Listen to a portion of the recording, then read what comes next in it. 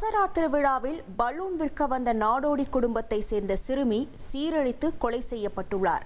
ஜாமீனில் வெளிவந்த ஒரு போதை மிருகம் சிறுமியை வேட்டையாடிய பின்னணி என்ன?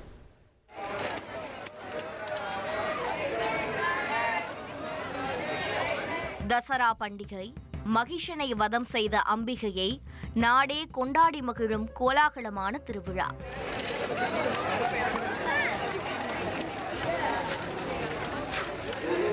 மைசூரும் அந்த கொண்டாட்டத்தில்தான் மூழ்கி திளைத்திருந்தது.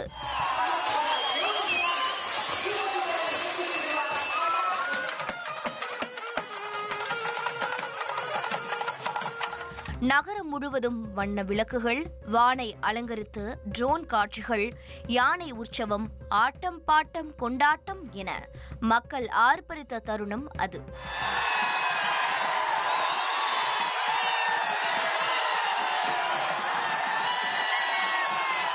இந்த ஆரவாரங்களை சாதகமாக்கி 9 வயது சிறுமியை கடத்தி பாலியல் வன்கொடுமை செய்து கொன்று போட்டிருக்கிறார் ஒரு படுபாதகன்.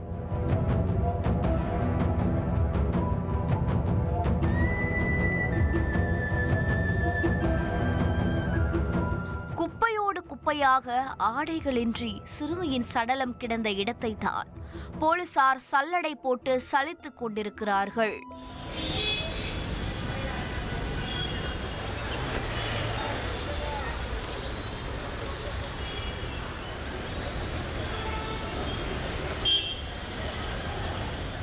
கொலை நடந்தது எப்படி என்று தெரிந்து கொள்ள செய்தியாளர் பாரதி ராஜாவை விசாரணை களத்தில் இறக்கினோம்.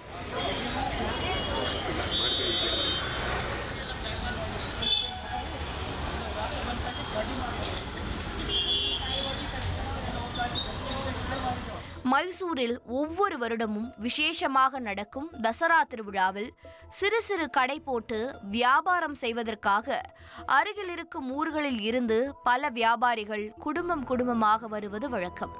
10 நாட்கள் அங்கேயே தங்கியிருந்து பொருட்களை விற்பனை செய்வார்கள். அப்படித்தான் இந்த வருடமும் பலூன் விற்பதற்காக கர்நாடக மாநிலம் கலபுர்கியைச் சேர்ந்த ஒரு நாடோடி குடும்பம் மைசூர் தசரா திருவிழாவிற்கு வந்திருக்கிறது. அந்த குடும்பத்தில் ஆண், பெண் என 5 பிள்ளைகள். பள்ளிகளுக்கு விடுமுறை என்பதால் திருவிழா முடிந்த பின்பும் வியாபாரத்திற்காக அந்த குடும்பம் அங்கேயே தங்கியிருக்கிறது. இந்த நிலையில்தான் சம்பவத்தன்று அதிகாலை 4:30 மணியளவில் கூடாரத்தில் உறங்கிக் கொண்டிருந்த அந்த குடும்பத்தைச் சேர்ந்த 9 வயது சிறுமி திடீரென காணாமல் போயிருக்கிறார். பதறிப்போன பெற்றோர் அக்கம்பக்கத்தில் தேடியிருக்கிறார்கள். அப்போதுதான் அவர்களுக்கு காத்திருந்தது பெரும் அதிர்ச்சி. சுமார் 50 மீட்டர் தொலைவில் சேற்றுக்குள் சிறுமி ஆடைகளின்றி உடலில் காயங்களுடன் சடலமாகி கிடந்திருக்கிறார். தகவலறிந்து சம்பவ இடத்திற்கு விரைந்த போலீசார் சிறுமியின் சடலத்தை மீட்டு உடற்கூராய்வுக்காக அனுப்பி வைத்துவிட்டு விசாரணையை தொடங்கியுள்ளனர். உடலில் இருந்த காயங்களும் ஆடைகளின்றி நடந்த கோலமும் சிறுமி பாலியல் வன்கொடுமை செய்து கொல்லப்பட்டிருக்கலாம் என சான்றளித்தது. இதனையடுத்து அந்த பகுதியில் இருந்த சிசிடிவி காட்சிகளை ஆய்வு செய்ததில் சந்தேகத்திற்கு இடமான ஒரு நபரை போலீசார் அடையாளம் கண்டனர். அவர் சித்தலிங்கபுரத்தைச் சேர்ந்த 30 வயதாகும் கார்த்திக் என்று தெரிய வந்தது. உடனே போலீசார் சாம்ராஜ் நகரின் கொல்லேகால் பகுதியில் பதுங்கியிருந்த கார்த்திக்கை சுற்றி வளைத்தனர். அப்போது அவர் தப்பி செல்ல முயன்றபோது போலீசார் கார்த்திக்கின் காலில் துப்பாக்கியால் சுட்டு பிடித்துள்ளனர். பின் அவரை மருத்துவமனையில் சிகிச்சைக்காக அனுமதிக்கப்பட்டு போலீசார் காவலில் எடுத்து விசாரித்தனர். அப்போதுதான் மது போதையில் அந்த மிருகம் சிறுமியை சீரழித்த உண்மை தெரிய வந்திருக்கிறது. குற்றம் சாட்டப்பட்ட கார்த்திக் ஏற்கனவே பல குற்ற வழக்குகளில் தொடர்புடைய ஒரு சிறை பறவை. சில மாதங்களுக்கு முன்னர் ஒரு பாலியல் வழக்கில் கைதாகி சிறைக்கு சென்ற கார்த்திக் சமீபத்தில் ஜாமீனில் விடுவிக்கப்பட்டுள்ளார். மதுவுக்கு அடிமையான அவர் தசராவில் பஞ்சம் பிழைக்க வந்த நாடோடி குடும்பத்தை நோட்டமிட்டுள்ளார். சம்பவத்தன்று அதிகாலை மழை பெய்த நிலையில் அனைவரும் அயர்ந்து உறங்கியிருக்கிறார்கள். இதனை பயன்படுத்தி கூடாரத்திற்கு நுழைந்த கார்த்திக் உள்ளே உறங்கிக் கொண்டிருந்த 9 வயது சிறுமியின் வாயை பொத்தி கடத்தி சென்று சீரழித்துள்ளார். அந்த கொடூரத்தில் சிறுமி இறந்து போனதால் அவரை சேற்றில் வீசிவிட்டு எஸ்கேப் ஆனது விசாரணையில் வெளிவந்தது. துர்கா தேவி மகிஷாசூரனை வதம் செய்த அதே திருவிழாவில் இது போன்ற அகோர மிருகம் ஒன்று 9 வயது சிறுமியை வேட்டையாடி உள்ளதுதான் கொடுமையிலும் கொடுமை.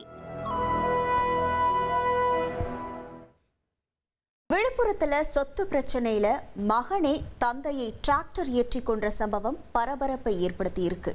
விழுப்புரம் மாவட்டம் ஒடுவன்குப்பம் கிராமத்தை சேர்ந்தவர் பழனி என்பவருக்கு 2 மனைவிகள். 2ஆம் மனைவியின் மகன் சந்திரசேகர் என்பவருக்கும் பழனிக்கும் சொத்து தகராறு இருந்துள்ளது.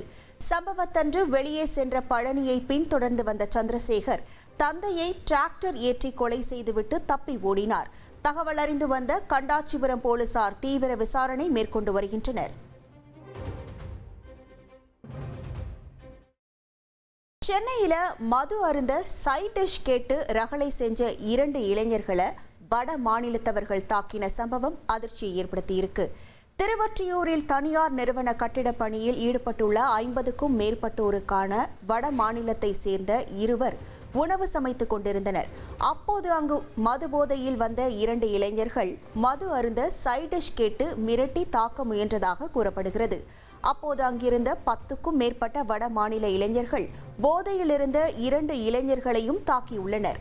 இந்த நிலையில் படுகாயமடைந்த 2 பேரையும் போலீசார் மீட்டு அரசு மருத்துவமனைக்கு அனுப்பி வைத்து விசாரணை நடத்தினர்.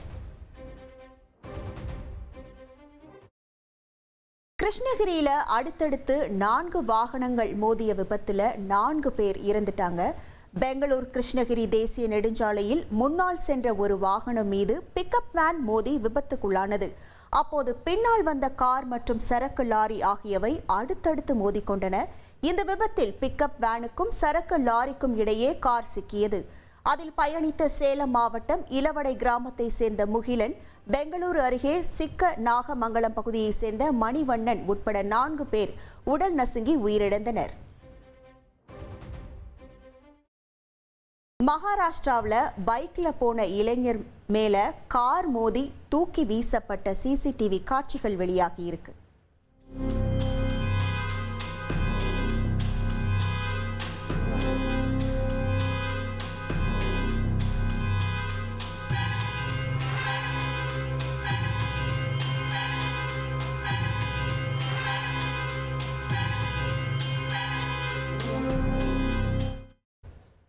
மகாராஷ்டிரா மாநிலம் புனேவை அடுத்த பிம்ப்ரி சின்ச்வாடி பகுதியில் பைக்கில் சென்ற இளைஞர் ஒருவர் சாலையை கடக்க முயன்றார்.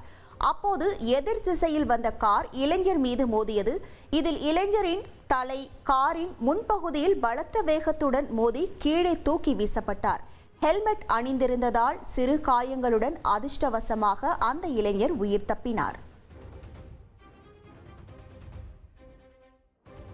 கேரளாவில் தனியார் பேருந்து மேல லாரி மோதி 10 பேர் காயமடைஞ்சிருக்காங்க. அது பத்தின காட்சிகளை முதல்ல பார்க்கலாம்.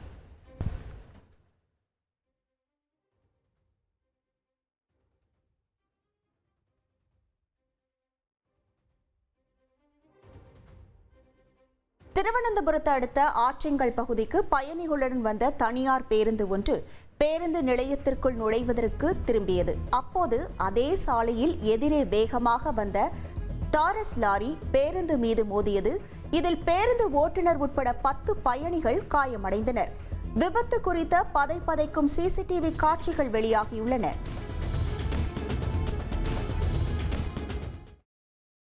தாலிபான்கள் நடத்திய அதிரடி தாக்குதல்ல பாகிஸ்தான் ராணுவ வீரர்கள் 58 பேர் உயிரிழந்திருக்காங்க.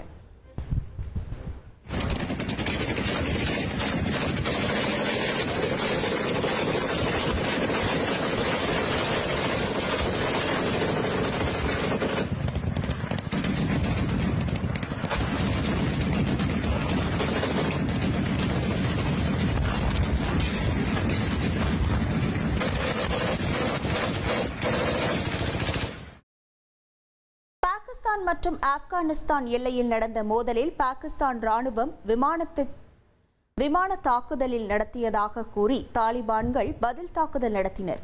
மேலும் பாகிஸ்தான் ராணுவத்திற்கு சொந்தமான ஒரு விமானத்தை தாலிபான்கள் சுட்டு வீழ்த்தியதாகவும் கூறப்படுகிறது. சென்னையில ரவுடி நாகேந்திரனோட கூட்டாளியை போலீசார் கைது செஞ்சிருக்காங்க. சென்னை பாரிமுனை பகுதியில் பதுங்கி இருந்த ரவுடி நாகேந்திரனின் கூட்டாளி வெள்ளை பிரகாஷ் போலீசாரால் கைது செய்யப்பட்டுள்ளார். ரவுடி நாகேந்திரன் மருத்துவமனையில் சிகிச்சை பலனின்றி உயிரிழந்த நிலையில் அவரது இறுதி சடங்கு நிகழ்வில் அசம்பாவிதங்கள் ஏற்படக்கூடாது என்பதற்காக இந்த கைது நடவடிக்கையை மேற்கொண்டதாக போலீசார் தரப்பில் தெரிவிக்கப்பட்டுள்ளது. ராஜஸ்தான்ல பள்ளி மாணவர்கள் சென்ற வாகனம் கீழே சாய்ந்து விபத்துக்கு உள்ளாகி இருக்கு. அந்த காட்சிகளை முதலில் பார்க்கலாம்.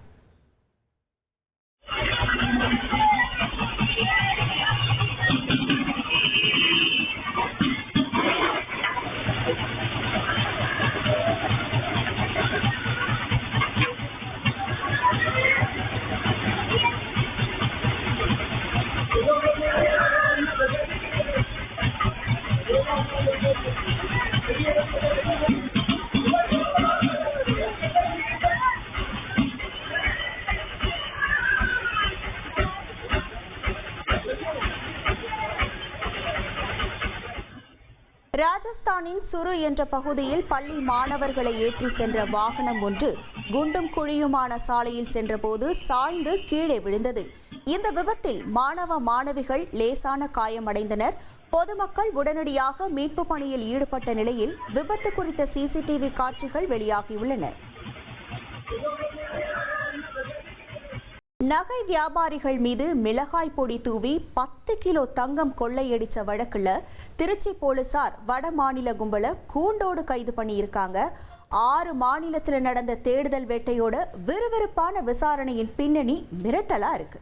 பண்டிகை நாட்களில் வாசலில் கலர் கோலம் போட்டு அலங்கரிப்பதைப் போல அன்று திருச்சி காவல் கண்காணிப்பாளர் அலுவலகத்தின் முன் வைக்கப்பட்டிருந்த மேசையை போலீசார் தங்க நகை மற்றும் பணத்தால் அலங்கரித்து வைத்திருந்தனர். திருச்சி காவல்துறையினருக்கு உண்மையிலேயே அந்த நாள் பண்டிகை நாள் போன்றதொரு உற்சாகத்தை ஏற்படுத்தியதன் வெளிப்பாடுதான் இந்த போலீஸ் கலை அலங்காரம். ஒன்றல்ல இரண்டல்ல, மொத்தம் 10 கிலோ தங்கத்தை கொள்ளையடித்து சென்ற வடமாநில கும்பலை திருச்சி போலீசார் கூண்டோட தட்டி தூக்கி உள்ளனர். காவல் கண்காணிப்பாளர் செல்வ நாகரத்தினம் உத்தரவின் பேரில் கடந்த 4 வாரத்தில் 6 மாநிலத்தில் நடந்த தேடுதல் வேட்டையின் பின்னணியை அறிய விசாரணையில் இறங்கினோம். கடந்த செப்டம்பர் மாதம் 8ஆம் தேதி சென்னை சௌகார்பேட் பகுதியைச் சேர்ந்த நகை வியாபாரி ஒருவர் அவருடைய ஊழியர்களிடம் பல கோடி மதிப்புடைய தங்க நகைகளை விற்பனைக்காக கொடுத்து அனுப்பியுள்ளார்.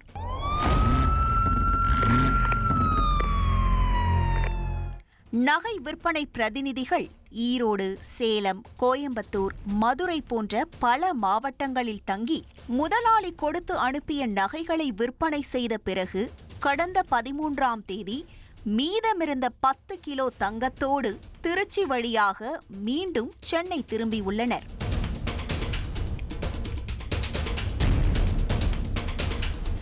அன்றிரவு சமயபுரம் சுங்கசாவடியை கடந்த பிறகு இயற்கை உபாதை கழிக்கும் பொருட்டு அவர்கள் காரை இருட்டான பகுதியில் நிறுத்தி ஓரம் கட்டியுள்ளனர். அப்பொழுது நகைக்கடை ஊழியர்களை திடீரென சுற்றி வளைத்த ஒரு வட மாநில கும்பல் துப்பாக்கி முனையில் மிரட்டி காரின் டிக்கியில் வைத்திருந்த 10 கிலோ தங்கத்தை கொள்ளையடித்து சென்றுள்ளனர். அவங்களுடைய அந்த அவசரத்துக்காக ஒதுங்கிறதுக்காக அவங்க நிற்க ஒரு இடத்துல இருட்டான பகுதியில் சமயபுரம் டோல் பிளாசா தாண்டி இருங்கலூருக்கு அந்த கிட்ட வந்து ஒரு இருட்டான பகுதி கிட்ட நிறுத்தும் போது பின்னாடி அவங்கள தொடர்ந்து வந்த ஒரு வண்டி, அதுலேருந்து வந்தக்கூடிய ஒரு 4 நபர்கள் 5 நபர்கள் ஒன்னா சேர்ந்து அவங்கள வந்து அவங்களுடைய கார் கண்ணாடியை உடைச்ச மாதிரியும் அவர்களை வந்து லேசா தாக்கிய மாதிரியும் மற்றும் அவர்கள் காருக்கு பின்னாடி டிக்கியில வைத்திருக்கக்கூடிய 3 பைகள், ஒன்றுல துணிமணி இருக்கு, மற்ற 2 பைகள்ல நகைகள் இருக்கு. அந்த நகைகளை எடுத்துட்டு போனதாக எங்களுக்கு உடனடியாக ஒரு அவசர 100 எண்ணுக்கு கால் பண்றாங்க. இந்த சம்பவம் தொடர்பாக உடனடியாக காவல்துறையினருக்கும் தெரிவிக்கப்பட்டிருக்கிறது. போலீசாரிடமிருந்து தப்பி செல்வதற்காக கொள்ளையடிக்கப்பட்ட வாகனத்திற்குள் அந்த கும்பல் மிளகாய் பொடியையும் தூவி சென்றுள்ளனர்.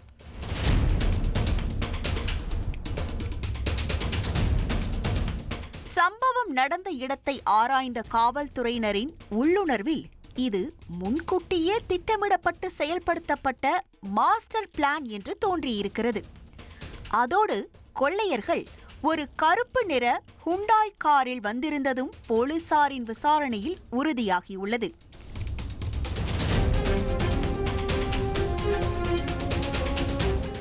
கொள்ளையர்களின் வாகனத்தை நூல் பிடித்து சென்ற தனிப்படையினர் கர்நாடகா மாநிலத்தில் அவர்களை சுற்றி வளைக்க முயன்றுள்ளனர். ஆனால் சுதாரித்துக் கொண்ட அந்த வடமாநில கும்பல் நூலிலையில் எஸ்கேப் ஆகி ஆளுக்கொரு திசையில் பிரிந்து சென்றுள்ளனர்.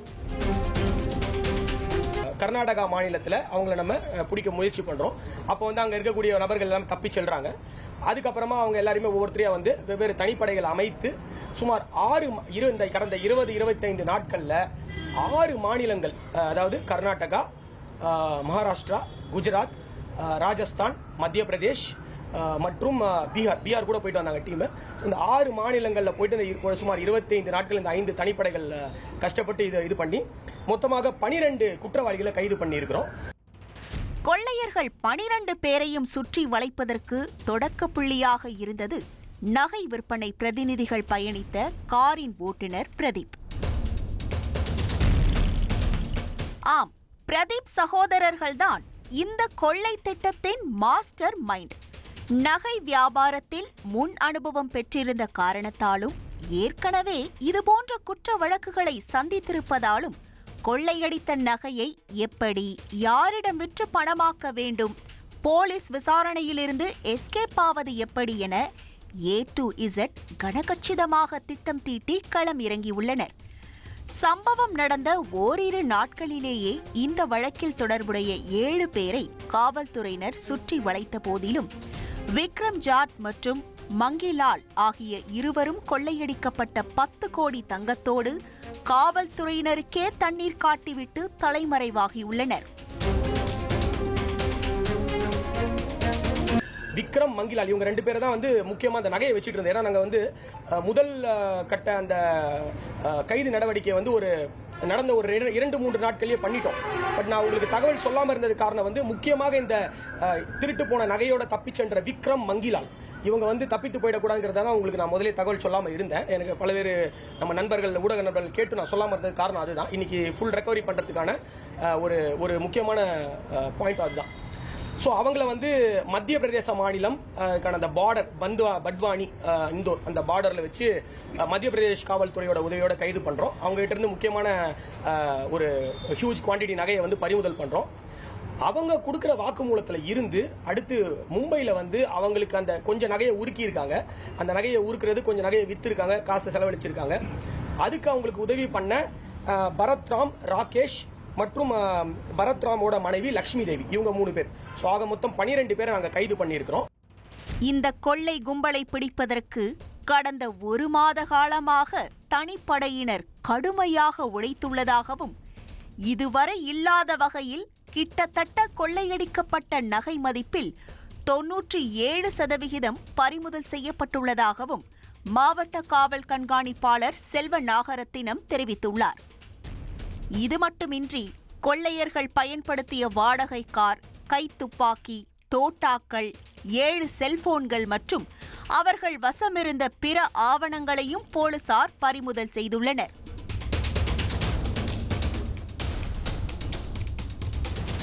திருச்சி காவல்துறையினரின் இந்த அதிரடி ஆக்ஷனை உயர் அதிகாரிகளும் பொதுமக்களும் மனதார பாராட்டி உள்ளனர்.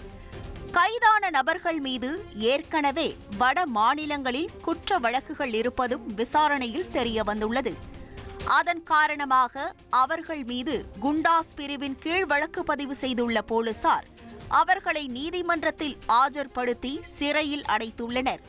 குற்றத்தில் கைது செய்யப்பட்ட அனைவர்கள் மீதும் குண்டர் தடுப்பு நடவடிக்கை சட்டமும் மற்றும் அவர்களுடைய பழைய வழக்குகள், நம்ம மாநிலத்தில் வழக்கு எதுவும் இல்லை, அவங்க மாநிலத்தில் இருக்கு, அந்த மாநில காவல்துறையோடையும் ஒத்துழைப்பு தந்து அந்த வழக்கையும் வேகமாக நடத்துறதுக்கான முயற்சிகள் ஏற்படுத்துவோம். இந்த வழக்கிலையும் வெகு விரைவில் குற்றப்பத்திரிகை தாக்கல் பண்ணி நீதிமன்றத்தில் விசாரணைக்கு கொண்டு வரப்படும். விருதுநகர்ல சரக்கு வாகனம் தீப்பிடிச்சு எரிஞ்ச சம்பவத்துல 4 பேர் அதிர்ஷ்டவசமா உயிர் பிழைச்சிருக்காங்க. விருதுநகர் மாவட்டம் காரியாபட்டி அருகே காட்டன் கழிவு துணிகளை ஏற்றி சென்ற சரக்கு வாகனம் திடீரென தீப்பிடித்து எரிந்தது. கர்நாடகாவை சேர்ந்த மசவராஜ் ஓட்டி சென்ற சரக்கு வாகனத்தில் திடீரென புகை வெளியேறி தீப்பிடித்தது. பின்னர் தீ மளமளவென பரவி வாகனம் முழுவதும் எரிந்து சேதமானது. அதிர்ஷ்டவசமாக ஓட்டுநர் உட்பட 4 பேர் உயிர் தப்பிய நிலையில் தீ விபத்துக்கான காரணம் குறித்து போலீசார் விசாரணை நடத்தி வருகின்றனர். மேற்கு வங்கத்தில் மருத்துவ மாணவி கூட்டு பாலியல் வன்கொடுமை வழக்கில் 3 பேரை போலீசார் கைது செஞ்சிருக்காங்க. மேற்கு வங்க மாநிலம் துர்காபூரில் உள்ள தனியார் மருத்துவக் கல்லூரி மருத்துவமனையில் 2ஆம் ஆண்டு மருத்துவம் படிக்கும் ஒடிசாவை சேர்ந்த மாணவி கூட்டு பாலியல் வன்கொடுமை செய்யப்பட்ட சம்பவம் அதிர்வலைகளை ஏற்படுத்தியது. பாதிக்கப்பட்ட பெண் மருத்துவமனையில் சிகிச்சை பெற்று வரும் நிலையில் அவரின் வாக்குமூலத்தை பெற்ற காவல்துறையினர் சம்பவம் தொடர்பாக 3 பேரை கைது செய்து 2 தேடி வருகின்றனர். ரயில்வே சுரங்க பாலத்துல தேங்கிய தண்ணீர்ல அரசு பேருந்து ஒன்று சிக்கிடுச்சு. பயணிகள் பத்திரமாக வெளியேறியிருக்காங்க. ஈரோடு மாவட்டம் பெருந்துறையில் ரயில்வே சுரங்க பாலத்தில் தேங்கிய நீரில் அரசு பேருந்து சிக்கிக் கொண்டதால் பொதுமக்கள் அவதிக்குள்ளாகினர். கனமழை காரணமாக பெருந்துறை ரயில்வே சுரங்க பாலத்தில் சுமார் 10 அடிக்கு மழை நீர் தேங்கியது. அப்போது அந்த வழியாக வந்த அரசு பேருந்து தேங்கிய மழை நீரில் சிக்கி பழுதாகி நின்றது. பேருந்தில் இருந்த பயணிகள் பத்திரமாக வெளியேறினர். இதுபோன்ற சம்பவங்கள் அடிக்கடி நடப்பதாக பயணிகள் வேதனை தெரிவித்தனர். கேரளாவில் யானைக்கு திடீர்னு மதம் பிடிச்சு கடை மற்றும் வாகனங்களை சேதப்படுத்தி இருக்கு. இதனால பாகன்கள் திக்குமுக்காடி போயிட்டாங்க.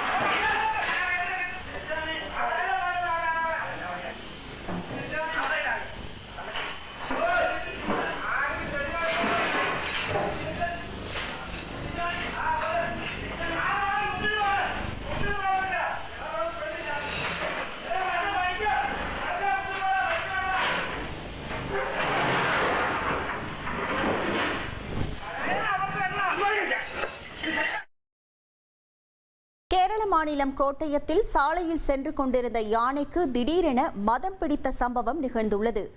ஆயுக்கொம்பு பகுதியில் பாகன்களுடன் சென்று கொண்டிருந்த யானை திடீரென சாலையோரம் இருந்த கடைகள் மற்றும் வாகனங்களை சேதப்படுத்தியதுடன் பர்னிச்சர் கடைக்குள் புகுந்து அட்டகாசம் செய்தது. பின்னர் பாகன்கள் போராடி யானையை கட்டுக்குள் கொண்டு வந்தனர்.